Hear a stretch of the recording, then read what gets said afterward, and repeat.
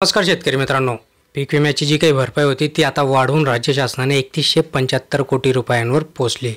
शेतकऱ्यांच्या खात्यामध्ये मात्र अद्यापपर्यंत निम्मेच म्हणजे 1473 कोटी रुपये जमा झाले। तर शेतकऱ्यांना जो काही पहिला टप्पा होता त्या पहिल्या टप्प्यामध्ये 3175 कोटी रुपयांची विमा भरपाई मिळणार आहे। पण स्थानिक नैसर्गिक आपत्ती आणि हंगामातील प्रतिकूल परिस्थिती या दोन ट्रिगर अंतर्गत भरपाई मिळणार शेतकऱ्यांना आहे। आता त्यापैकी आत्तापर्यंत राज्यामध्ये 1473 कोटी रुपये शेतकऱ्यांच्या खात्यामध्ये जमा करण्यात आले आहेत। आता हळूहळू देखील शेतकऱ्यांच्या अकाउंटमध्ये ही जी काही उर्वरित रक्कम आहे ती येत्या काही 15 दिवसाच्या आत शेतकऱ्यांच्या अकाउंटमध्ये डिपॉझिट होईल असं कृषी विभागाकडून सांगण्यात येत आहे। नमस्कार, मी सचिन परत एकदा तुमचं स्वागत करतो। मित्रांनो, अजून चॅनलला सबस्क्राईब केलं नसेल सबस्क्राईब करून ठेवा। आपण दररोज तुमच्यासाठी काही ना काही अपडेट घेऊन येत असतो। मित्रांनो बघा, राज्य सरकारने आपल्या हिस्स्याचा जो काही पहिला हप्ता होता तो विमा कंपन्यांना दिल्यानंतर शेतकऱ्यांना जे काही स्थानिक नैसर्गिक आपत्ती आणि हंगामातील प्रतिकूल परिस्थिती हे जे काही दोन घटक आहेत या दोन घटकांच्या आधारावर राज्य शासनाकडून जी काही भरपाई आहे विमा कंपन्यांकडून ती भरपाई देण्यात येते।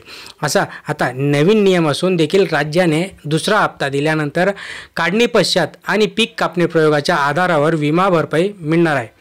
आता याच्यामध्ये राज्य सरकारने आपल्या हिस्स्याचा जो काही पहिला वाटा होता तो ऑलरेडी कंपन्यांना देऊन टाकला आहे, तरी पीक विमा कंपन्या थोडासा आकारता हात घेताना दिसते।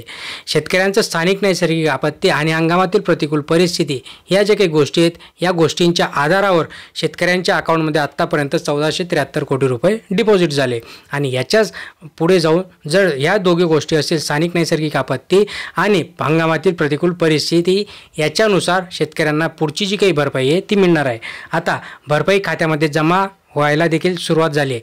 कृषी विभागाने दिलेल्या माहितीनुसार शेतकऱ्यांना एकूण 3175 कोटी रुपये मिळणार आहेत। त्याच्यापैकी आता 2476 कोटी रुपये स्थानिक नैसर्गिक आपत्तीतून मिळणार आहेत, ज्याच्यामध्ये 708 कोटी रुपये हंगामातील प्रतिकूल परिस्थिती हा जो काही नियम आहे या नियमानुसार मिळणार आहे। आता मागील आठवड्यापासून शेतकऱ्यांच्या खात्यामध्ये भरपाई जमा व्हायला सुरुवात झाली।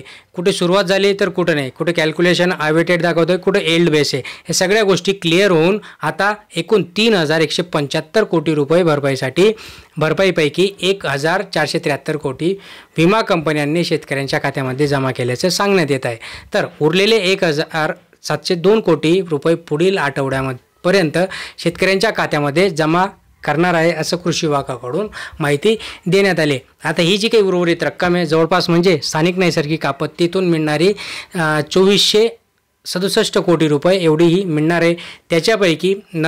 त्याच्यानंतर व्यतिरिक्त हंगामातील प्रतिकूल परिस्थितीसाठी 708 कोटी रुपये मिळणार आहेत। जर ओव्हरऑल विचार केला तर 175 कोटी ही भरपाई मंजूर आहे।